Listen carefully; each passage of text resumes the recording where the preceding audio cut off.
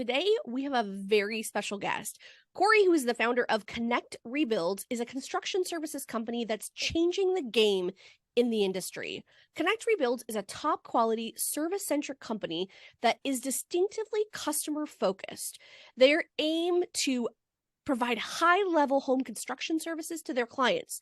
Corey is now working on developing the company's digital presence, branding, and public image while building his small but dedicated staff of team and partners. We're excited to have Corey with us today to learn more about his entrepreneurial journey and how he's scaling his small business in the construction industry. Please welcome Corey to the show. How are you? Hi, I'm great. Thanks for having me.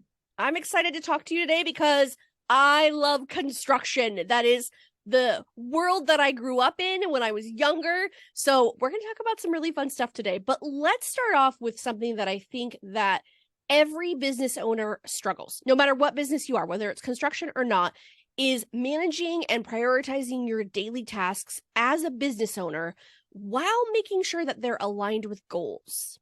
Sure. Well, we frequently have a meeting I do with my department heads, whether it's the office manager, whether it's production, whether it's sales, marketing. But basically, we just review today's fires, tomorrow's potential fires, and then we debrief on yesterday's solutions or older fires. So it's a pretty regular exercise that we do maybe 3-4 times a week. And it just keeps us on track, and we take care of these small fires so they don't turn into bigger ones. I love that. And that's something that you guys do consistently every week, right? Every week, almost every day. Wow. Now, Yeah. Is there any tools or software that you guys use to streamline your operations, manage those client communications? Also, looking back, looking forward in these meetings, what are some things that you guys use? Sure. We have a pipeline management platform. We use a couple different ones, especially Trello. That allows us to move projects through each phase, each stage. Obviously, we use QuickBooks, maybe not obviously, but we do a lot through QuickBooks. And we're developing a couple very target-specific apps or applications that we are going to use in-house. And hopefully we can prove that they work, and then maybe we'll send it to the market later. But they are to take care of a couple really small targeted efficiency problems that we haven't found in any of the other software applications that we've been exposed to. And so we're taking some time to develop those ourselves. How did you determine what those issues were? Is that something that you guys just noticed over having these meetings and running your business day to day, that you're like, hey, this is always the same issue that's popping up? Generally, it comes down to what is taking our time.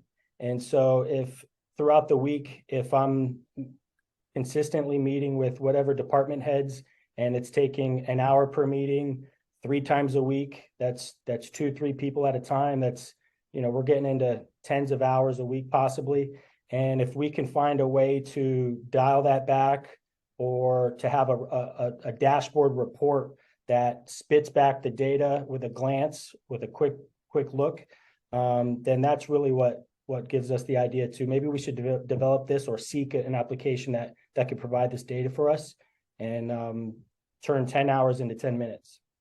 That would be amazing. I just saw that Gary Vee published a reel the other day on Instagram, and he was talking about how he has 15-minute meetings. And I was like, I aspire to be able to do that, because 15-minute meetings, holy smokes, you've got to be dialed in and ready to go. And it sounds like you guys are kind of on track using technology to do that as well.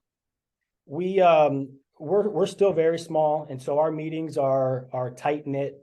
We can all fit into one room at the moment, and we find that every new hire we bring on is kind of a spotlight of how much more efficient our meetings need to be. Pretty soon we're going to have to be separating our meetings a little bit more, and we've already started to dial in. I've spoken with some of the department heads to tighten up their meetings, be a little bit more organized and specific, and to kind of stop letting everybody participate almost. Let us get to the point.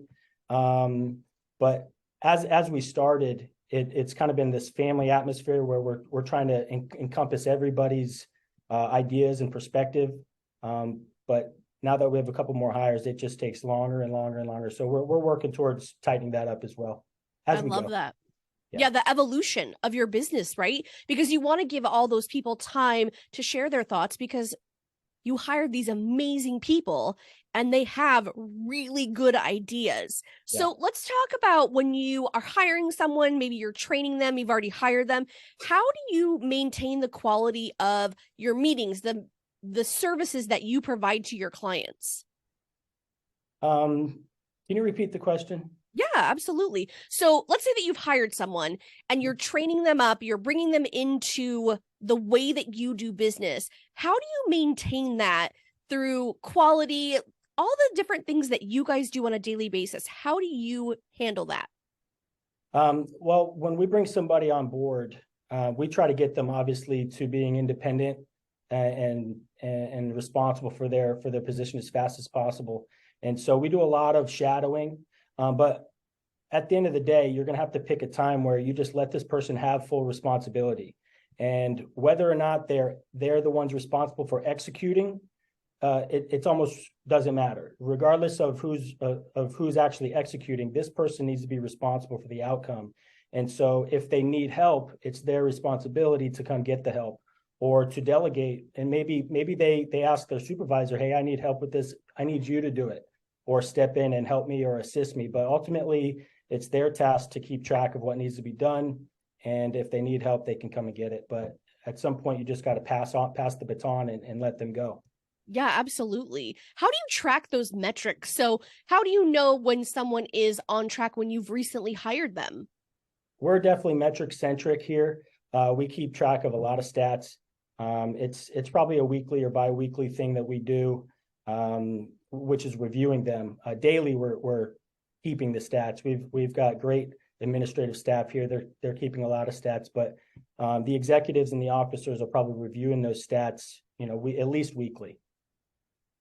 That's great. So you've got this combination of people looking over this data. You guys are meeting, you're staying in touch with each other all the time. So that way, if something does come up, you can catch it right away, solve the problem, and then move forward to the next thing. I love that. What are some things that you guys do with your financials? Do you do the same thing with the metrics? How do you use that to evaluate your business performance? Sure. We track a lot of financial data as well. Pretty much our data starts from the marketing and leads. How many leads are coming in? What's the cost per lead? And then eventually what's the cost per contract? What's our closing percentage for our sales guys? What's our profitability per job? A lot of the stuff is retroactive or happens after the fact, which I'm okay with. I'm okay with catching things after it's happened, because it saves me a lot of unwasted time. So if I'm trying to prevent stuff that happens on the front end, maybe it was all for nothing and it could have been a waste of time. But if I just wait for the data to come in and then I react, now I know that I'm only focusing on the things that has produced a problem. Well, and how did you create that client journey that your clients go through from the beginning to the end, where you're tracking all these things? How did you develop that process? Well, everything started with a customer concentric focused approach. We found that most of our competition out there is just a little bit irresponsible at times, generally a poor sense of communication and follow-up and things like that. And so we just wanted to set ourselves apart as easily and at every avenue as we possibly could. And really, we found that communication is the solution to almost all of it when it comes to customers. I'm not going to give you the exact blueprint on how frequently or what purposes we contact or talk to our customers, because then we won't have anything that sets us apart if everyone copies it. But we do have very specific dates and deadlines that we are trying to accomplish certain things, and definitely following up and have conversation topics at specific steps of the way. Well, and especially in construction, you've got these benchmarks that you've got to hit by certain dates, but also taking the time to make sure that you're reaching out to clients so that way they know, okay, here's where the benchmark is at, but we're also going to follow up with you and communicate throughout this process because there might be questions that pop up. And usually those fires were questions previously. So getting ahead of that, making sure that you're talking to people is, I'm sure, so key for your business. Yes. Now, one other thing too, which is definitely something that happens for me in the financial world, is how do you guys stay compliant with all the laws and regulation changes? There's so much going on in the construction industry. How do you guys keep track of all that? Well, we have a call it a mastermind group of professionals that we just stay in contact with. It's never really that formal, but there's a lot of friends and family in other industries, insurance adjusters or attorneys or other contractors in the area. But we're always sharing our problems and solutions with each other, and so we're always just in the know, being fed excuse me, problems from everybody else. I love that. And really using those people that you might not necessarily think of because they're not construction related, but they're all associated with everything in the construction industry. So really reaching out to them, that I think is so key because you don't know what you don't know. And if there's an attorney that brings something up, you're like, oh my gosh, I hadn't thought about that yet. Let's implement that in our business and move forward. So we talked a little bit about competition and ways to stay ahead of the competition. How do you guys do that while improving what you offer to clients? Well, we're trying to reimagine what what home construction can be, and we're trying to bring a luxury products and a luxury service to everyday homeowners.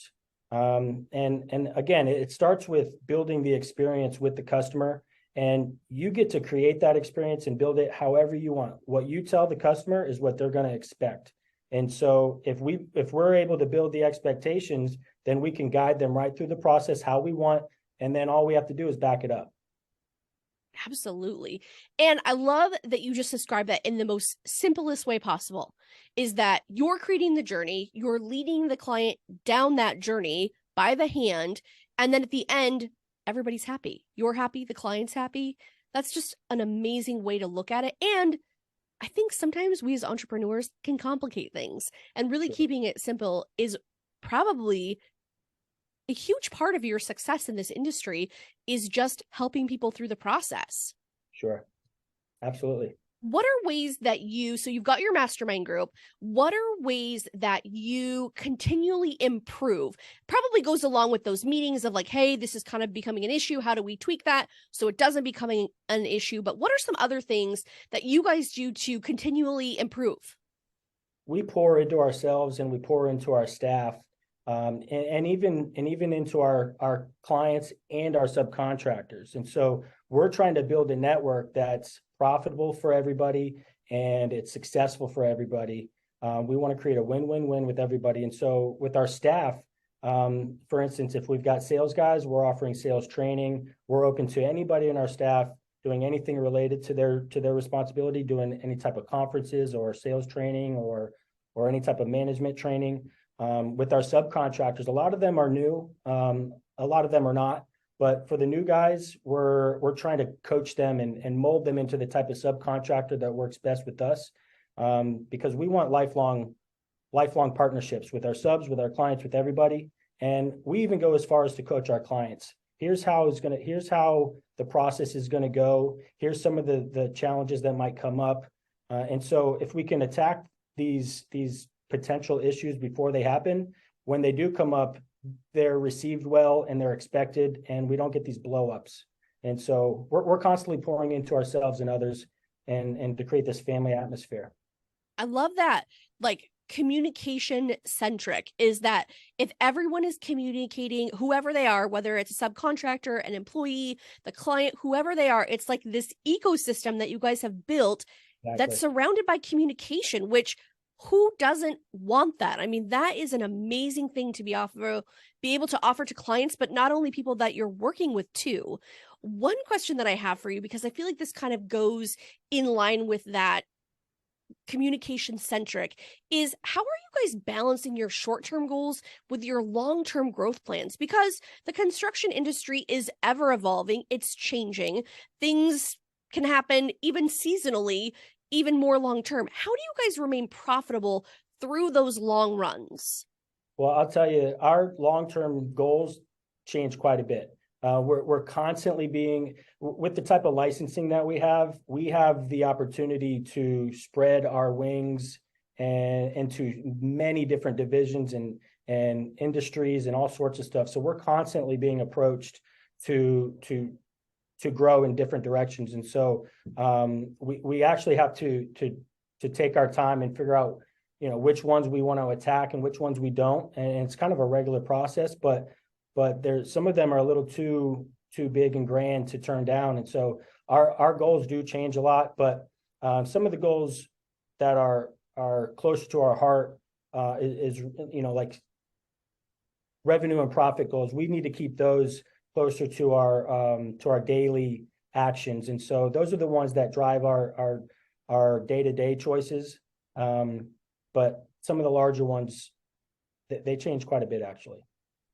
Absolutely. Well, and again, it's like you talked about earlier, where those are things that you're monitoring on a weekly basis to make sure that things are moving forward. I feel like so many times entrepreneurs have these long-term goals, but they're not breaking it down on a daily, weekly basis. And pretty soon a year goes by and we're like, what the heck?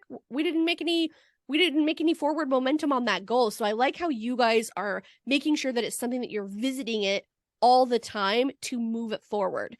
Now, Right. if people are curious about your process and want more information, want to connect with you, where's the best place to do that?